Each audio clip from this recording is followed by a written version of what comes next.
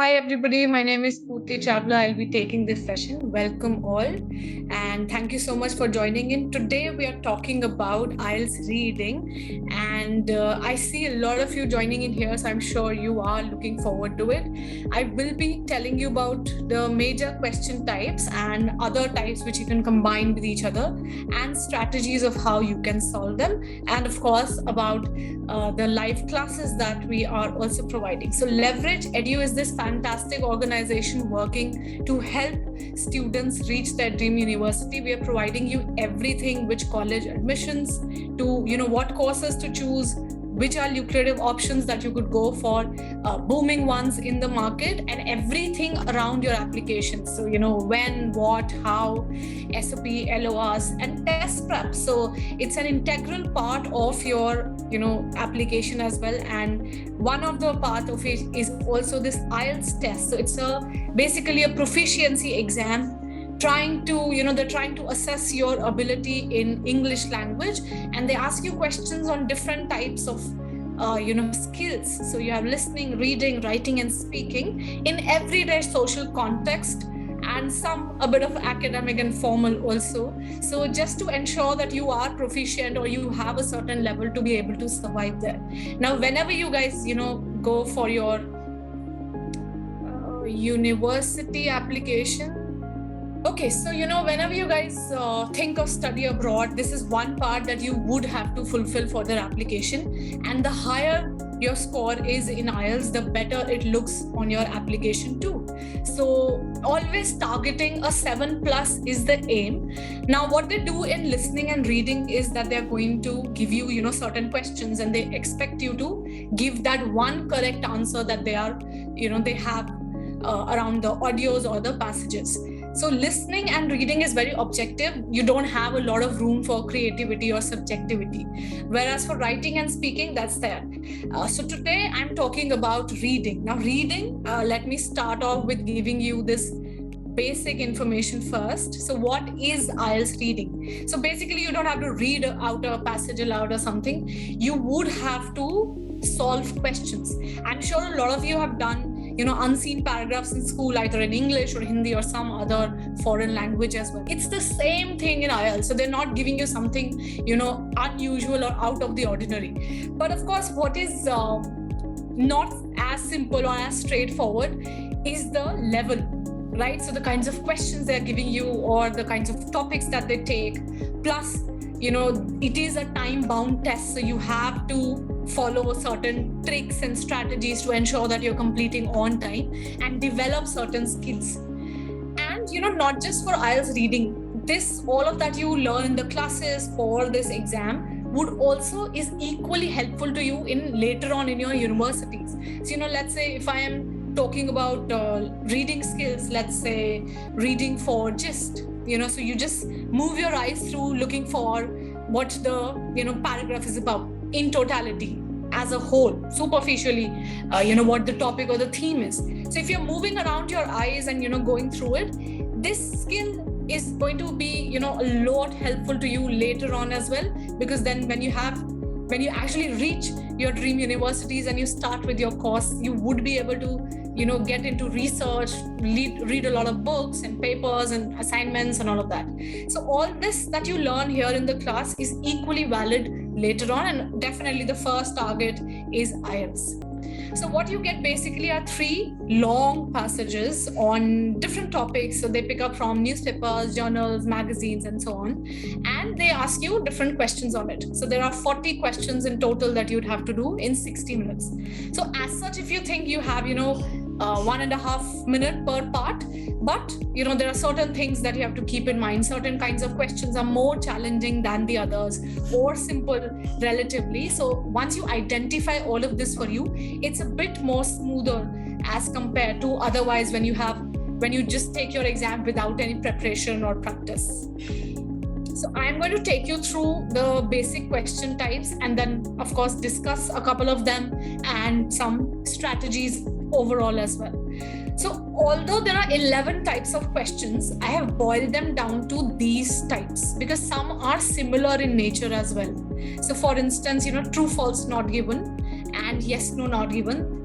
They are distinct, different kinds of questions, but basically the same. So you're supposed to mark sentences either true, false, or not given, or yes, no, not given. So when, they're going to give you a passage, they give you certain statements and you mark accordingly. So if it is yes, no, not given, that means you're supposed to identify the writer's opinion. So what people are saying, what statements they are making, you have to match those. And if it is a true, false question, then you have to match facts.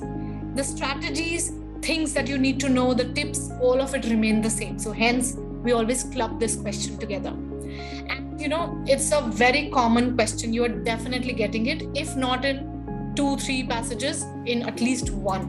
Usually true, false, you can get in all 3 passages. Yes, no is more so for passage number 3. Definitely not getting in passage 1. Could be 2 or more prominent in passage 3. Then we have match the heading paragraphs. They'll give you certain titles, some headings, and you have to allot each title or a heading to each paragraph in your passage. So sometimes you have 6 paragraphs, 7, 8, or 9, not more than that, or not less than 6. So you have to allot a title to each paragraph. So there's a very specific way of going about it. And this is one question which takes the most time in reading. So giving you a tip right here that, whenever you get your question paper, when you're practicing, even in the classes, I tell this, that if you see there's a match the heading question, in your paper, do it in the end. Because it takes time and, that sometimes add to the pressures. Always do things which you're getting in one go and which are relatively simpler questions. When I say simpler, I mean it's easy to locate their answers. Match the heading questions are not in order. They're not in sequence. So your first answer could be literally any out of those 10 paragraphs. So then you have to go through a lot more text than for other questions, which is why remember to do this later. So let's say out of 40 questions, if you're getting 6 parts to it, so do 34 first and then come to this question. Okay, so the next type of question is multiple choice. So this also comes in listening, but in listening you have different kinds of questions. Like you get either 3 parts, ABC, or 5 parts, A, B, C, D, E. You have to choose 1 or 2 respectively. In reading MCQ type questions, you get 4 parts, A, B, C, D, and you have to choose 1. So, 4 out of these 4 parts, of course, 1 is your correct answer, the other 3 are wrong. So sometimes they give you, things which are not there in the passage, so then you eliminate the wrong options. Sometimes they give you contradictory information. So, whatever given to you in the statement it's opposite to what is given in the passage. So of course, that's not your answer. So that's how you eliminate and, choose to the right answer. But of course, I will come to this as well. Then you have fill in the blank questions. Now fill up questions, so where you're writing 1 word or 2 words, come in various forms. So you have sentence completion, summary, table, flowchart, diagram. So they give it to you in different manner, but basically it's just fill in the blank questions. So you're writing either 1 word answers or 2 word answers, generally not more than 3 words. They never in fact give you 3 word questions. Are also like a bit as rare as the other ones. So that's what you get, as fill in the blank questions. These are the easiest of all the question types that you're getting in reading, because as it is, you pick up the word from the text and put it in your blanks. So those of you who are planning to go for the computer-based test can also just copy paste. So, pick the word from the text, paste it there in the blank. Those of you who are going for paper-based test, of course, you can just look at the word and write down the same spelling or grammar as what is given to you in the passage. So as it is, if it is written in plural, you write that, singular, you write that, whatever spelling is given. So British or American, you follow that. So for instance, if the word, organize is given to you, that's your answer with a Z-E or S-E. Ideally, both are considered correct. So even if if in the text they've given you SE and you write ZE, it is still okay. But it's always, better to follow whatever is given to you. Why take that risk? So simply copy paste. Then we have matching, another type of question, matching names and dates. These are relatively simpler than match the heading. So what you'll be getting is a list of names or dates, and you have to match with whatever they are saying. So statements which these people are making or events which are happening in those dates. Now these names and dates in the passage always come in order. Okay, so for instance, the first name, let's say I'm getting in passage 1. or it could be passage 2 or 3. All you need to do is just glance through, find out the name. You don't have to go through anything else in the text. Once you get your name, you read around it, match the statement. As simple as that. The names or the dates are always in sequence. Of course, the statements are not. Matching questions are never in sequence. They're not in order. They are haphazard. They could be anywhere. Then matching paragraph information. So there would be certain statements given to you, and you have to find out where or in which paragraph you're going to find those statements.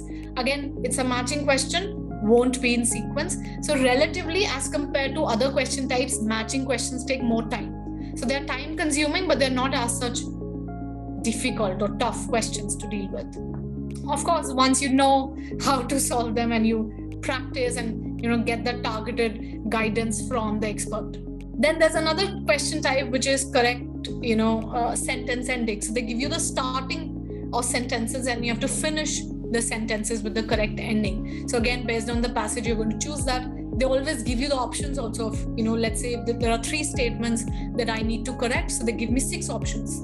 So out of those 3 are correct answers, 3 are not. So, according to the information in the passage, you have to always choose which one it is. This also is in sequence.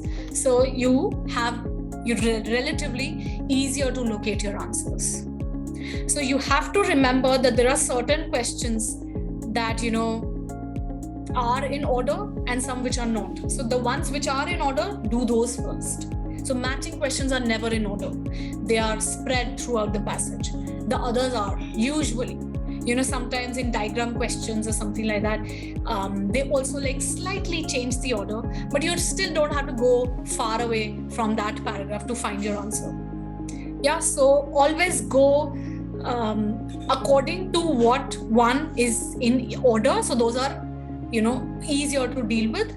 So in your exam, when you're getting, 3 passages, as you progress from one section to the other, the difficulty level increases. So passage 1 or first 13 questions are always the easiest. So when you know this fact, you always try starting with the first passage. So very quickly, just in 11, 12, maximum 13 minutes, you get it over with, so that you're saving this time for passage number 3. Passage 3 will always be the longest. There will always be more question types.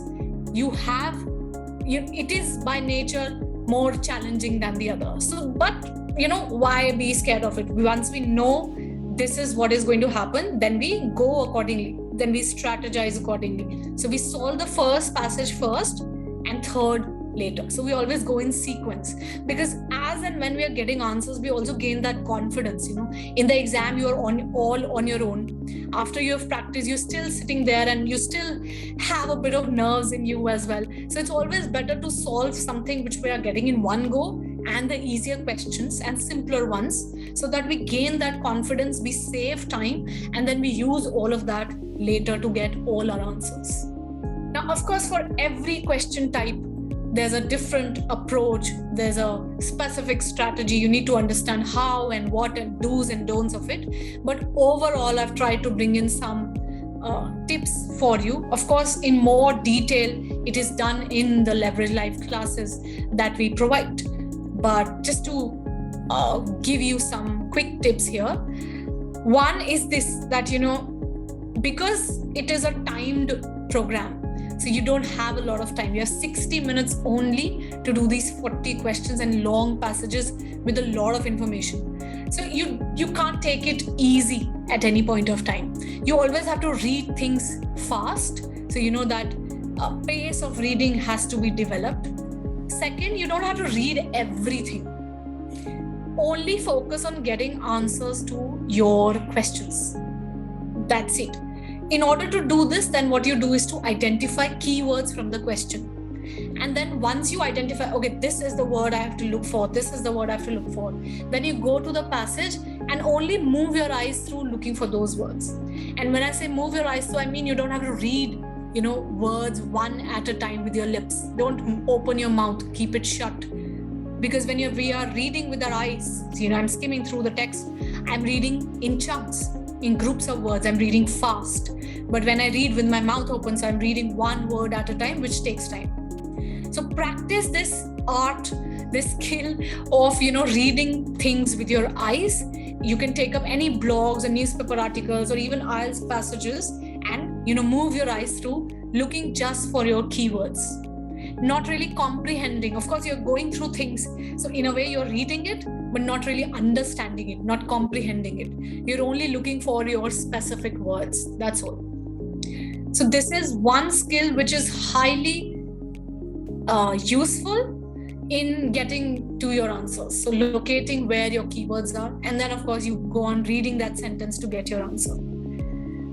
Keshav, absolutely. Any kind of text that you're getting, because the articles that you get in newspapers are also on social topics. So, on sciences or geology or biography or whatever is happening around you. So in case you go through this text, you're not only building up your speed, but you're also training your mind to, identify certain academic words or formal words or topics, names, dates, so on and so forth. So be it blogs, be it magazines, any sort of articles, it's always good to go through text. And it's not like in one day you're going to build up that skill. It's not like it's going to take too long, but consistently you have to go through some text. So, every day when you're waking up, you're browsing through your phone as well.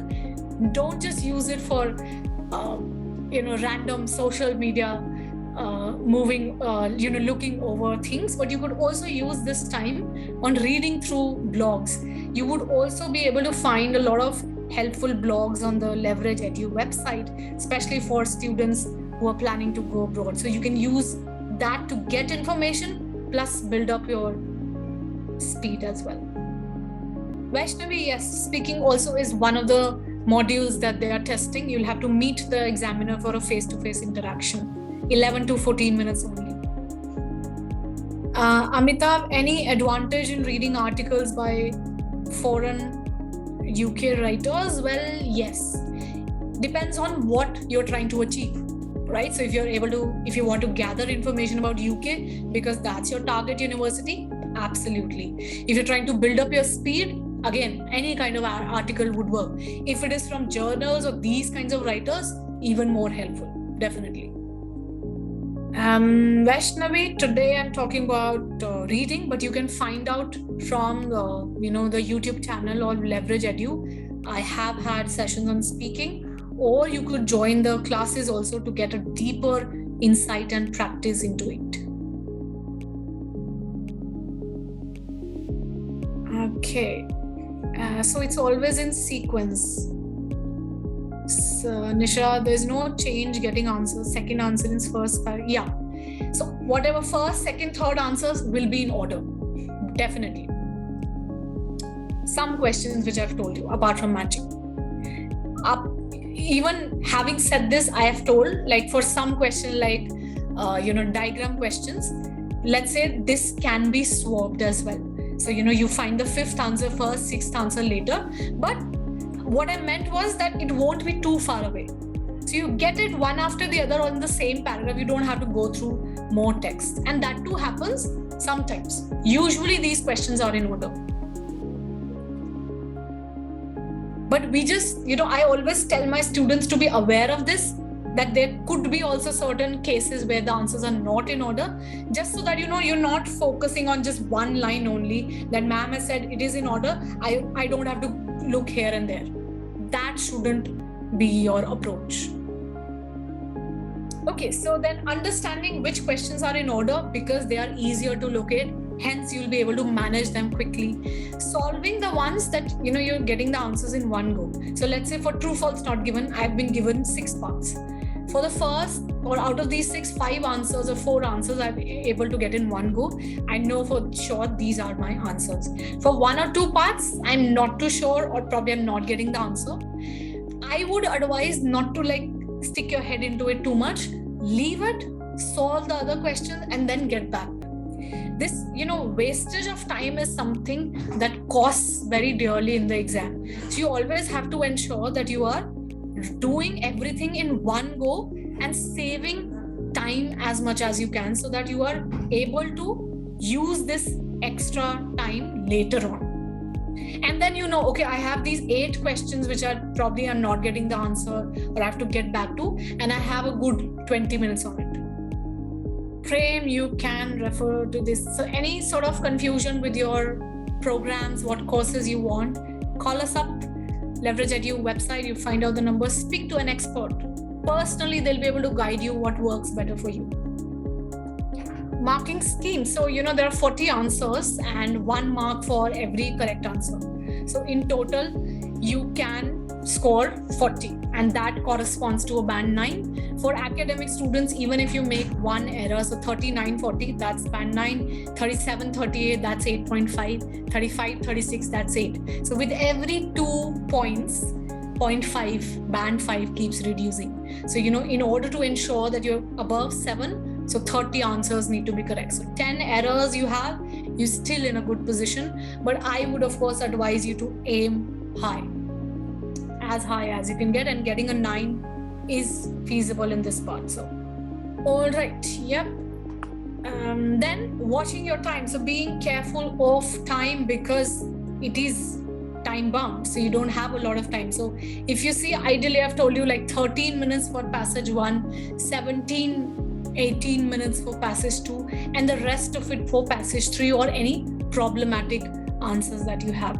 So suppose in 13 minutes, let's say 13 questions that you're getting in first passage, you're not able to solve it. So let's say you're left with 1 or 2 questions. You still can take like 1 minute more. If you're still not able to get it, then I'd say leave it, move to passage 2. But because sometimes, we lose track of time and we spend the entire 20 minutes on it or more than that just on passage 1. So just to avoid any sort of, blunders like these, stick to the time. So if you go for a computer-based test, you will get a timer on the screen and you'll be able to look at the time. If not, you will have a clock in your room and you have to keep a track of the time. So do that. So if you're starting your test at 11, remember that by 11:13 or 14 you have to stop with part 1. So keep that demarcation in your mind as soon as you start. Harshita, how much does it cost? So at present 14,700, that's the cost. Otherwise it's different for different countries, but for India. Danayit, Cambridge books are good for practice. Should I do all books? There are many. Which one is better? So some are now obsolete. So, once you join the classes, I'd also provide you with these Cambridge books and other reading material also that you'll be able to go through and practice and develop your skills with. And definitely, Cambridge is authentic and that's the kind of pattern structure you're going to get. So definitely go through that. So some books which are obsolete, so till book 8, I'd say there's no need to look through them. Now you can start with book 9 onwards. Well, is it easy than TOEFL? There are different kinds of question types, I'd say, different strengths that you'd have. So let's say somebody who's not confident at all with speaking to an examiner, you get nerves, you get anxious too much. So for TOEFL, you have to speak into a microphone. So then people go for that. For some universities, they simply do not, there are hardly a few which would not accept IELTS. It's widely accepted. So of course, then you have more opportunities and better, options when you take IELTS. For, let's say, the writing section, IELTS is formal in nature. TOEFL is a bit more casual, informal. So then those who are finding difficulty in it, they go for, TOEFL. But otherwise, in general, since it's a language exam, wider acceptability is there for IELTS. And that's why people need to keep their options open. Even in the US, it is accepted. So, yeah. Vaishnavi, 14,700 is the cost in India to take IELTS. You take an exam, you don't give it, guys. So, all right. Now, while you are transferring answers, transfer them carefully because you would have to take care of grammar and spellings as well. So they cut marks even if you have a typing error or a spelling error or like first letter capital, rest small, all of that you have to take care of. So in reading plus listening, it is recommended that you write all your answers in capital letters, all caps, all block letters. So let's say my answer is government. So GOVER, the entire word I write in caps. Because if I write the first letter capital, rest small, then grammatically it is not correct. If I write everything small, then also it works. With proper nouns, you have to remember that the first letter has to be capital. So if my answer is, let's say, John, so J has to be capital. Otherwise, if I'm writing everything small, then they will give, cut marks for it, proper nouns. Even for computer-based tests, yes, Varun. So it's even easier. Just keep your caps lock on. That's all. All right, let me take you through some question types which are common and you're definitely getting it. And let's see how you guys are doing it.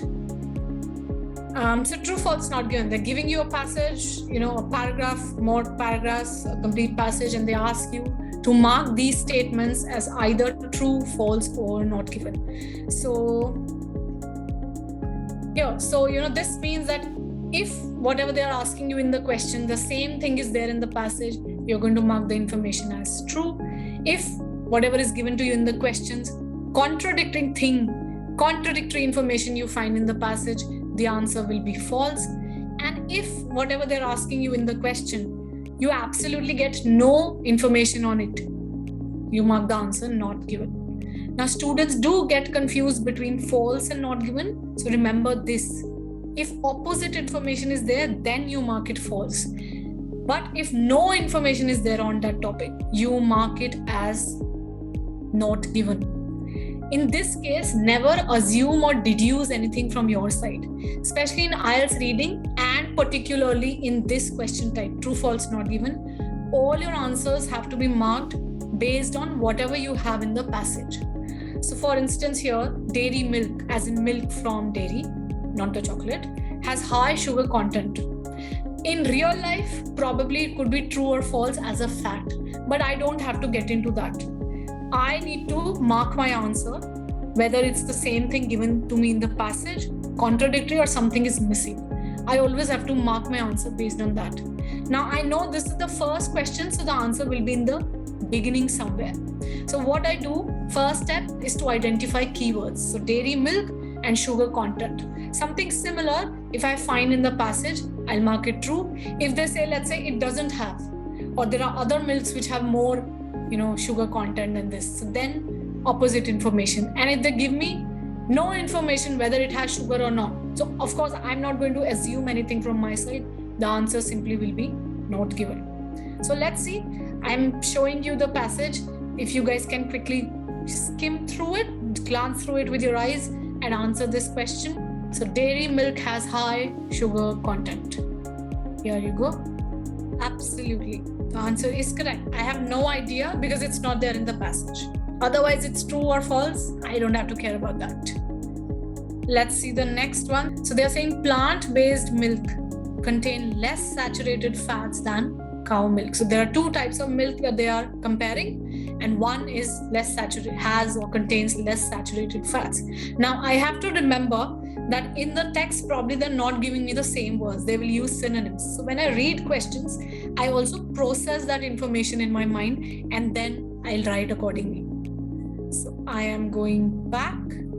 So all now you need to do is look for, plant-based milk or saturated fat. These are your keywords. So don't read, just look for these words. When you get it, in that sentence, you get your answer.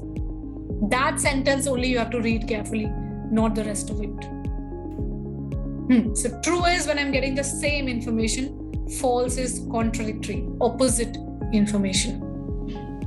Right? So they're very clearly giving you the information. Hence the answer is true. Would be false if they give you opposite. So probably, if they say cow milk contains more. So keep this in mind.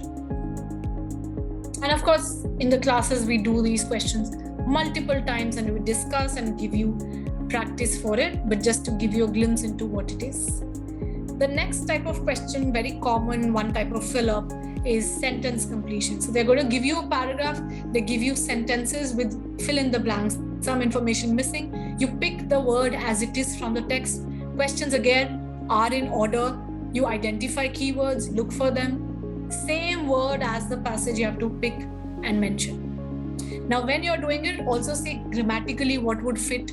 That can be a hint as to what the answer could be. So whenever you fit that word, it should make sense according to the, context of the question. So that acts as your hint if your answers are correct or not.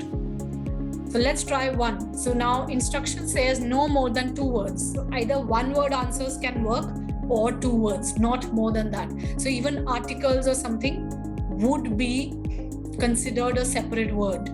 So for instance, a green book, these are 3 words.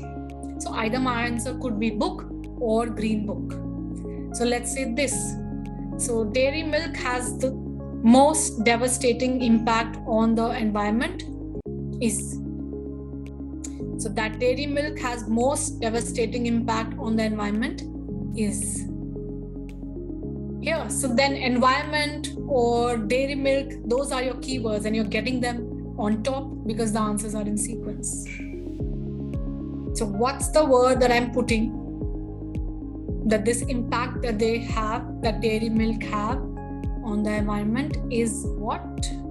That's what I'm saying. When you put the answer or when you choose the answer, it also has to make sense according to the sentence, according to our question.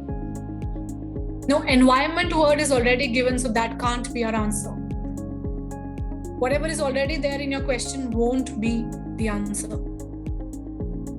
As for its environmental impact, it says that it is indisputable that cow's milk is the worst possible choice.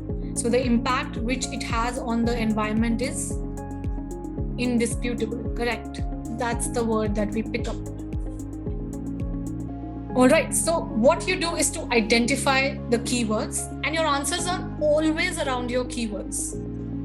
It's just that you have to locate that part of, the question in the text.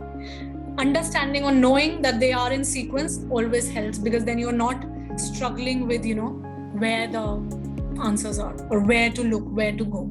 You know where to look. All right, the next type is matching the heading. So now, like I said, there will be titles, headings given to you. And for each paragraph, you have to allot 1 heading. And they always give you extra headings. Let's say if I have 2 paragraphs, they'll give me 4 headings. If I have 6 paragraphs, they might give me 10. If I have 8 paragraphs, again 10. So they always give you these extra headings. But of course, we don't get into any sort of confusion because of it. Now for this question, the approach is slightly different. Now, until now, you realize we are not reading the paragraph. We directly jump to the questions, read the question, identify keyword, then come back and look for the passage, the information in the passage. But not with this type of question. Here we have a different approach. So we start with the paragraph first, but we don't have to read the full paragraph. Again, that's too much information. We don't have that luxury of time. So what we do is we start with the first 2 and the last 2 sentences. The first sentence or, the initial part of the paragraph always tells you what that paragraph is about. So it kind of acts as an introduction to that paragraph, not the full passage, that paragraph. And the last part concludes it. Every academic passage you read, this will be followed. And this is the same technique or process they want you to follow in writing as well. So even when you're writing essays in your, IELTS writing part, there also you're supposed to start with the main point in the first sentence and then follow with arguments. But of course, that's a separate issue. But the point is, the first and the last sentence will tell you the main idea or the theme behind that paragraph. And based on that, you choose a heading. So let's say I have 7 or 8 paragraphs. Take 1 paragraph at a time. No need to panic. 1 thing at a time. So I start with paragraph 1, first 2, last 2 sentences. If it's a shorter one, first and last. If it's a longer one, first 3, last 3. So, sentences. So the initial part and the ending part, that I have to read, understand what is given. What is the idea that they're trying to project? Then go back to the list of headings, scan through all of them, choose one. Now, what happens, what they a lot of times do is, so let's say I am, getting some words in my paragraph.